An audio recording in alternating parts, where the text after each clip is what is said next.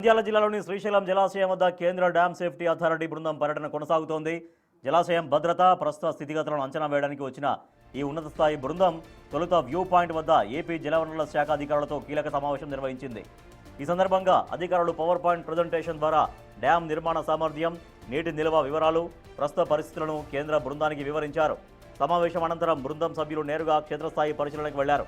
ముఖ్యంగా dam gallery, crust గేట్లు, plunge పూల్తో పాటు అప్రోచ్ రోడ్డును వారు పరిశీలిస్తున్నారు. ఈ పర్యటన ముగిసిన అనంతరం కేంద్ర బృందం డ్యామ్ సేఫ్టీపై ప్రభుత్వానికి నివేదిక సమర్పించనుంది.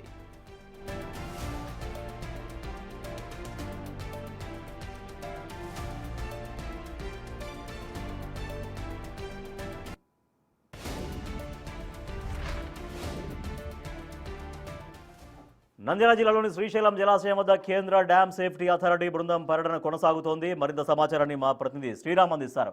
శ్రీరామ్, బృందం ఎక్కడెక్కడ పరిశీలిస్తోంది, ఎటువంటి విషయాలపైన ఫోకస్ చేస్తుంది శ్రీశైలం పర్యటనలో?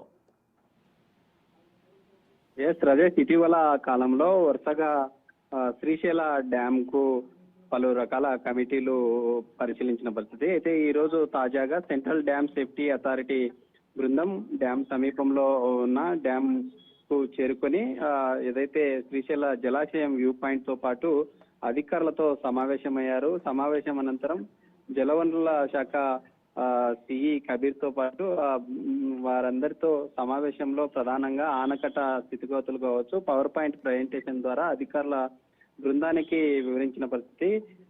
అనంతరం శ్రీశైల డ్యామ్ గ్యాలరీతో పాటు క్రస్ట్ గేట్లు, ఏదైతే ఆ డ్యామ్ ముందు భాగంలో ఉన్నటువంటి భారీ గొయ్యి, దాన్నే మనం ప్లంజ్ పూల్ గా పిలుస్తూ ఉంటాము, ఆ ప్లంజ్ పూల్ ను కూడా పరిశీలించడం జరిగింది. అయితే ప్రధానంగా ఇందులో నలుగురు బృంద సభ్యులు ఎవరైతే ఉన్నారో, డికే శర్మ కమిటీ మెంబర్స్ ఎవరైతే ఉన్నారో వారంతా కూడా 2 రోజుల పాటు డ్యామ్ ముందు భాగంలో పన్న భారీ గొయ్యి ఏదైతే ఉందో ప్లంజ్ పూల్ నిర్మాణం అంటే ఎంత మేర ప్రతి ఏటా ఎంత మేర ప్లంజ్ పూల్ గొయ్యి ఇంకా ఏదైనా పెరిగిందా, లేకుంటే ఆ యొక్క వాటన్నింటినీ అధ్యయనం చేసే ఛాన్స్ ఉంటుంది. ఈ 2 రోజుల పర్యటన అనంతరం మరోసారి కేంద్రానికి నివేదిక సమర్పించనున్నారు. ఎందుకంటే ఇప్పటికే దాదాపుగా శ్రీశైల డ్యామ్ మరమ్మత్తు ఖర్చులకి ఏపీ ప్రభుత్వం 41 కోట్ల రూపాయలను ప్రకటించిన విషయం తెలిసిందే. అయితే వాటికి కూడా టెండర్లకు పిలవడం జరిగింది. ముందుగా డ్యామ్ ముందు భాగంలో పడిన భారీ గొయ్యి ఏదైతే ఉందో ఆ భారీ గొయ్యిని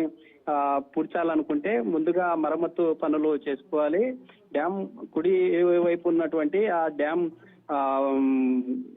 ప్లంజ్ పూల్ ఎక్కడైతే గొయ్యి ఏర్పడిందో అక్కడికి రావాలంటే ముందుగా అప్రోచ్ రోడ్ ను వేసుకోవాల్సి ఉంటుంది. అప్రోచ్ రోడ్ తో పాటు కుడివైపు ఉన్నటువంటి కొండ చర్యలు విరిగిపడకుండా సమీపంలోనే వాటికి అడ్డుకట్టగా ఒక వాల్ ను ఏర్పాటు చేసి దిమ్మలను ఏర్పాటు చేసుకునే ఛాన్స్ ఉంటుంది. వాటన్నింటినీ ఏర్పాటు చేసుకున్న తర్వాత డ్యామ్ కింది భాగంలో ఉండే ప్లంజ్ పూల్ ఏదైతే ఉందో గతంలో మనం చూసాం, దాదాపు 64 సిలిండర్స్ ఏవైతే ఉన్నాయో ఆ సిలిండర్స్ ఇప్పటికే దాదాపు 40 వరకు సిలిండర్లు కూడా శిథిల వ్యవస్థలకు చేరుకున్నాయంటూ కూడా గతంలో కమిటీలు నివేదిక ఇచ్చినటువంటి పరిస్థితి. ఒకవేళ ఆ సిలిండర్స్ శిథిలావస్థకు చేరుకుంటే వాటన్నింటినీ తొలగించి ఇప్పటికే పూణేలో గతంలో కృత్రిమంగా ఏదైతే ప్లంజ్ పూల్ భారీ గొయ్యి ప్రజెంట్ శ్రీశైల డ్యామ్ సమీపంలో ఉందో అలాంటి భారీ ప్లంజ్ పూల్ గొయ్యినే పూణేలో ఒక శాస్త్రీయంగా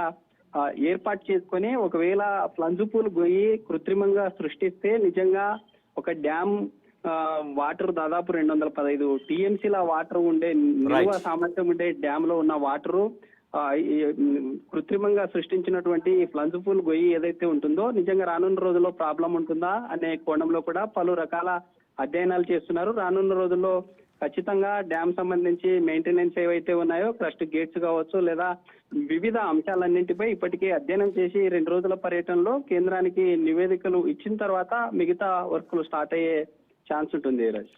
right, thank you Shriram. Srisailam జలాశయాన్ని సందర్శిస్తోంది డ్యామ్ సేఫ్టీ అధికారుల బృందం. క్రస్ట్ గేట్లు అలాగే ఇంకా డ్యామ్ భద్రత పైన డ్యామ్ సేఫ్టీ అధికారులు సమగ్రంగా అక్కడ సమాచారం తెలుసుకుంటున్నారు. డ్యామ్ సేఫ్టీ అధికారుల బృందం అక్కడ పూర్తిగా పరిశీలిస్తూ